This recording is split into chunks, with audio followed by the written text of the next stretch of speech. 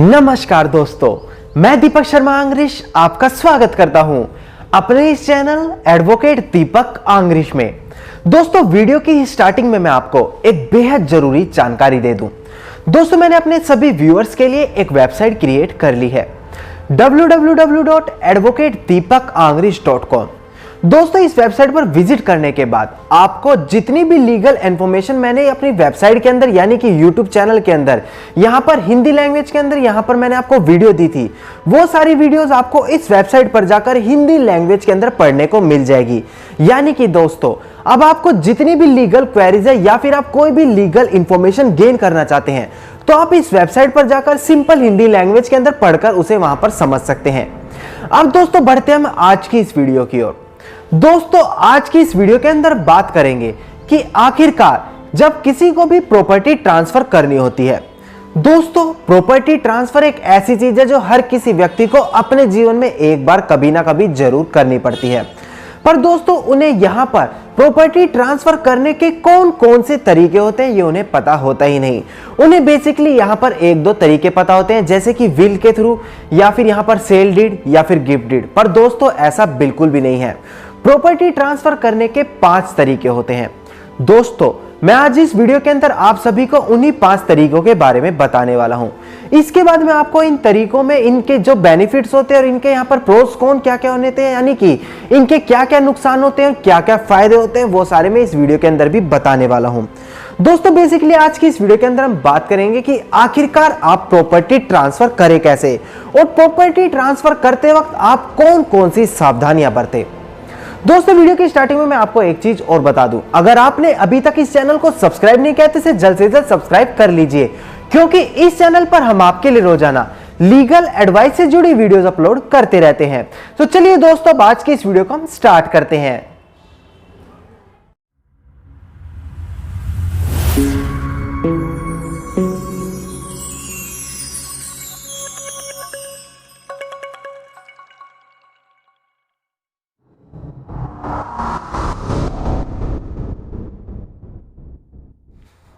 दोस्तों, वीडियो में सबसे पहले हम बात करेंगे सेल डीड यानी कि बिक्रीनामा।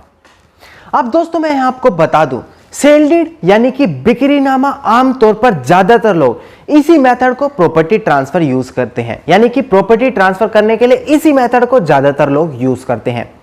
इसके अंदर बेसिकली मैं आपको बताऊं कि होता क्या है। यहां पर दोस्तों, जितनी भी पार्टीज होती हैं, जो बेसिकली यहां पर 2 ही होती हैं, यहां पर उनके बीच में एक एग्रीमेंट तय होता है, यानी कि एक एग्रीमेंट बनता है लिखित तौर पर। उसके अंदर इस एग्रीमेंट की शर्तें लिखी जाती है, यानी कि जो प्रॉपर्टी ट्रांसफर की जा रही है उसके बीच में जो शर्तें तय की गई हैं वो यहां पर लिखित तौर पर की जाती हैं।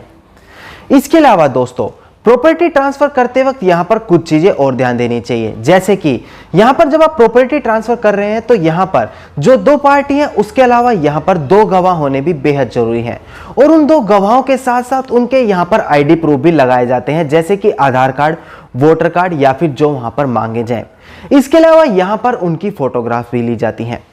अब दोस्तों, यहां पर हम बात करें स्टैंप ड्यूटी की। बेसिकली दोस्तों, स्टैंप ड्यूटी जो होती है वो हर राज्य की अलग होती है। अगर हम यहां पर दिल्ली की बात करें तो यहां पर महिलाओं के लिए जो उस ट्रांसफर करने वाली प्रॉपर्टी है उसकी सारी कीमत की 4% जो महिलाओं को स्टैंप ड्यूटी देनी पड़ती है, और वहीं पुरुषों को उस प्रॉपर्टी की जितनी भी कीमत है उसका 6% स्टैंप ड्यूटी की तरह यहां पर देना पड़ता है। अब दोस्तों, यहां पर जो एग्रीमेंट होता है उसके अंदर यहां पर एक चीज आपको समझ लेनी चाहिए कि उस एग्रीमेंट के अंदर आपको जितनी भी चीजें सारी वहां पर साफ साफ लिखवा देनी चाहिए, जैसे कि आप प्रॉपर्टी का कौन सा हिस्सा बेच रहे हो या फिर वो कितने यहां पर स्क्वायर मीटर का है। इसके अलावा वो कौन सी दिशा में लगता है, कितने साइड ओपन है, क्या इस चीज से सारी पार्टी सहमत है या फिर जिस पार्टी को आप उसे बेच रहे हो क्या वो इस चीज से सहमत है। इसके अलावा जो आप इन फ्यूचर डेट में आप उसे बेचना जा रहे हो वो डेट कब की है। इसके अलावा यहां पर आप ये चीज भी लिख सकते हैं कि यहां पर जो आप यहां पर बेचने के बाद उसे पेमेंट लेने वाले हो या फिर उसे पेमेंट देंगे, जो भी आपके बीच यहां पर तय हुआ है वो आप यहां पर किस मेथड से लेंगे, चाहे वो कैश के थ्रू ले रहे हैं या फिर कोई और मेथड है। इसके अलावा दोस्तों, आप यहां पर एक चीज और ध्यान दें कि आप जो वहां पर प्रॉपर्टी सेल कर रहे हो क्या वो वहां पर जो गवर्नमेंट ने सर्कल रेट तय किया है उसके अनुसार है, क्या वो उससे कम तो नहीं। बेसिकली दोस्तों, जो एग्रीमेंट होता है यहां पर उसके अंदर ये सारी चीज वहां पर क्लियरली जो है वहां पर ये चीज लिखी होनी चाहिए। अब दोस्तों यहां पर इसके मैं बेनिफिट और यहां पर नुकसान की बात करूं तो यहां पर दोस्तों सबसे बड़ा बेनिफिट ये होता है कि यहां पर आप एक तरह से गवर्नमेंट को ट्रांसफर फीस पे कर रहे हैं, यानी कि ट्रांसफर टैक्स पे कर रहे हैं, तो यहां पर इन फ्यूचर भी आपको इस चीज से बहुत ज्यादा बेनिफिट मिलने वाले हैं। अब दोस्तों बेसिकली यहां पर नुकसान क्या होगा, यहां पर नुकसान यही होता है कि यहां पर जो खरीदने वाला व्यक्ति होता है उसे भी ट्रांसफर टैक्स या फिर ट्रांसफर फी कहें तो उसे भी वहां पर देना पड़ता है, जो बहुत ज्यादा होता है। जैसे कि मैंने आपको बताया दिल्ली में 4% महिलाओं के लिए और 6% पुरुषों के लिए। इसके अलावा दोस्तों कई बार क्या होता है, जब हम प्रॉपर्टी को खरीदते हैं और उसके बाद इन फ्यूचर कई बार उसे बेचते हैं, तो जो इस बीच के जो ट्रांसफर फी होती है उसका जो स्लोप होता है वो बहुत ज्यादा बढ़ भी जाता है, जिसकी वजह से ये जो 20 से 30% जो मुनाफा कमाया जाता है वो यहां पर इस ट्रांसफर फी के अंदर ही चला जाता है। तो बेसिकली दोस्तों यहां पर सेल डीड यानी कि बिक्रीनामा का यही फायदे और नुकसान होते हैं।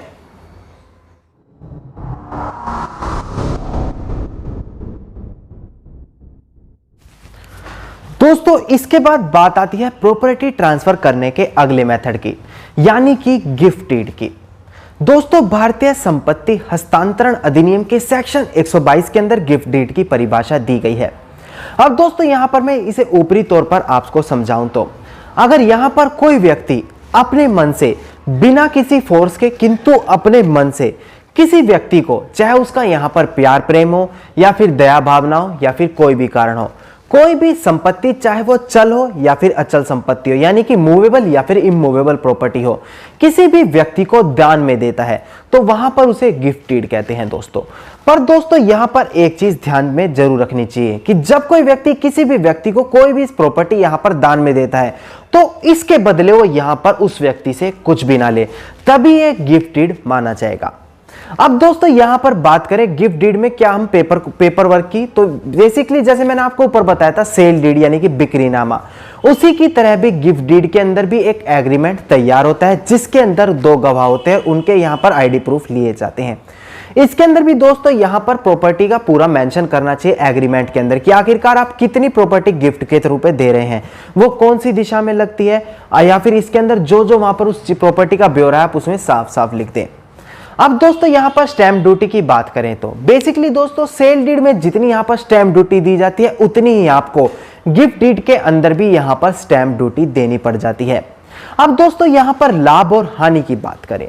लाभ और हानि दोस्तों सबसे बड़ा लाभ यहां पर यह होगा कि जिसे यहां पर गिफ्ट मिल रहा है उसे यहां पर सामने वाली पार्टी को कुछ भी नहीं देना पड़ेगा, तो यहां पर गिफ्ट डीड के अंदर यह लाभ होता है। किंतु दोस्तों यहां पर एक नुकसान भी होता है, यहां पर जिस भी व्यक्ति ने गिफ्ट दिया है किसी भी व्यक्ति को प्रॉपर्टी का, वो इन केस इन फ्यूचर में कोर्ट केस करके भी उस गिफ्ट डीड को वहां पर वापस ले सकता है दोस्तों, यानी कि वो जो भी प्रॉपर्टी है उसे वहां पर वो इन फ्यूचर में वापस भी ले सकता है कोर्ट केस कर कर।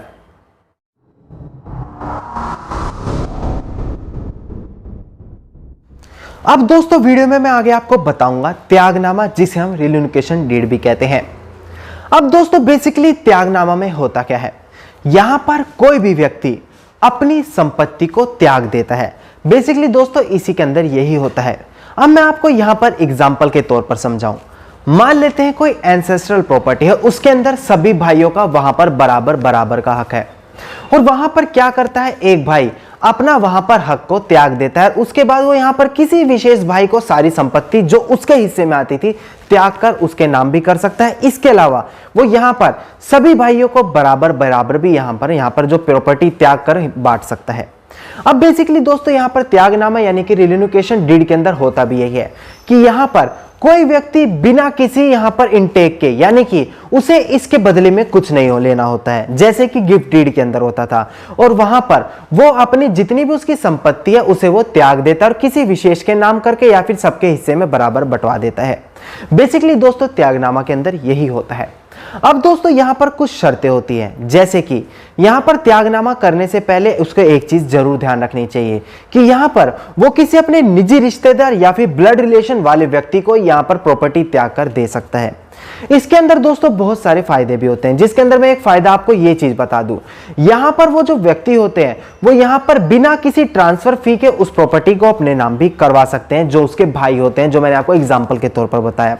इसके अलावा यहां पर उन्हें क्या होता है, ट्रांसफर फी तो करनी नहीं होती पे, इसके अलावा उन्हें कुछ मामूली सी फी पे करके वो प्रॉपर्टी उस व्यक्ति से त्याग करवा के अपने नाम करवा सकते हैं।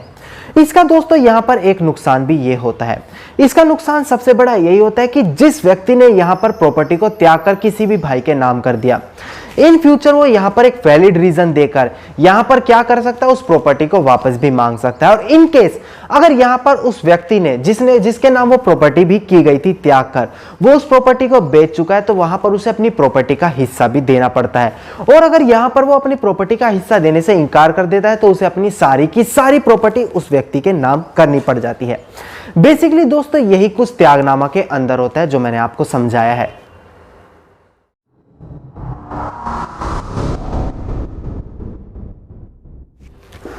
दोस्तों इसके बाद हम बात करें प्रॉपर्टी ट्रांसफर करने के अगले मेथड की, वो होता है मलकियत।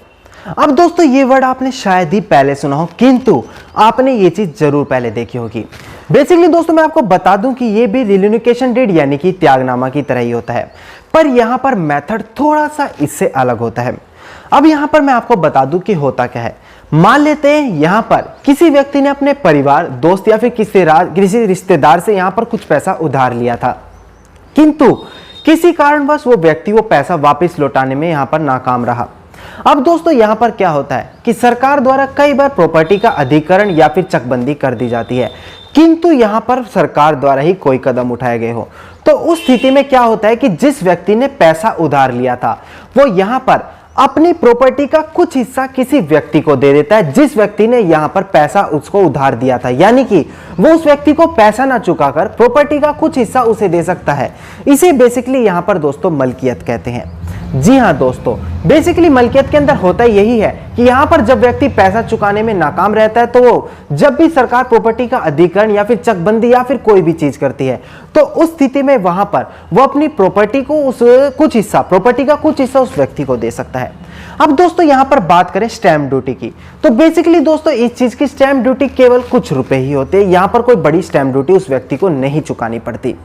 अब दोस्तों यहां पर हम बात करें लाभ या हानि की, तो दोस्तों यहां पर लाभ हानि सबसे बड़ी लाभ यही होता है कि यहां पर कोई ज्यादा बड़ी ट्रांसफर फी नहीं देनी पड़ती, या फिर जैसे हम कहते हैं कोई स्टैंप ड्यूटी नहीं देनी पड़ती। कुछ मामूली स्टैंप ड्यूटी देने की वजह से यहां पर वो व्यक्ति यहां पर मलकियत कराकर आसानी से अपना कर्जा भी चुका सकता है। अब दोस्तों यहां पर नुकसान की बात करें तो दोस्तों हमने अक्सर भी ऐसी मूवीज में देखा है जहां पर जो बड़े बड़े लोग होते थे वो यहां पर गरीब लोगों की या फिर किसानों की जमीन हड़प लेते जब वो उनका पैसा चुकाने में नाकाम होते थे। तो बेसिकली दोस्तों यहां पर यही नुकसान होता है कि यहां पर मौका देकर सरकार जब भी प्रॉपर्टी का कुछ अंदर चेंज करती है या फिर अधिग्रहण करती है तो यहां पर वो उस चीज का फायदा उठाकर सामने वाले व्यक्ति की प्रॉपर्टी को कब्जा लेते हैं, और इसी दोस्तों यहां पर फिर उसे पैसे देकर यहां पर तहसीलदार को या फिर कुछ भी करके यहां पर मलकियत करवाकर उस प्रॉपर्टी को अपने नाम करा देते हैं।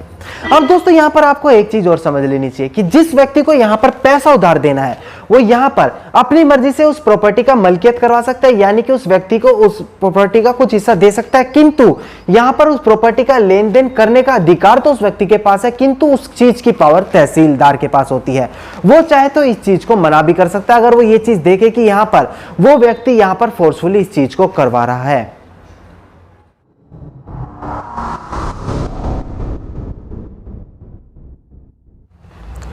अब दोस्तों वीडियो के आखिर में हम प्रॉपर्टी ट्रांसफर करने के सबसे आखिरी मेथड की बात करें तो वो होता है दोस्तों विल यानी कि वसीयतनामा। दोस्तों हिंदू सक्सेशन एक्ट के सेक्शन 2H के अंदर इसे परिभाषित भी किया गया है। अब दोस्तों यहां पर मैं आपको इसे समझाऊं तो यहां पर कोई भी व्यक्ति अपनी इच्छा से एक विल तैयार करवाता है, यानी कि इच्छा पत्र तैयार करवाता है, जिसके अंदर वो यहां पर यह चीज लिखवाता है कि इन फ्यूचर जब भी उस व्यक्ति की मृत्यु हो जाए तो उसके बाद उसकी जो भी चल या अचल संपत्ति है वो किसके नाम चली जाए। बेसिकली दोस्तों यहां पर यही होता है विल और वसीयत के अंदर। अब दोस्तों यहां पर विल यानी कि वसीयत लिखने के लिए कुछ शर्तें होती है, जैसे कि जो व्यक्ति यहां पर विल तैयार कर रहा है वो यहां पर 18 साल या फिर इससे ऊपर का होना चाहिए।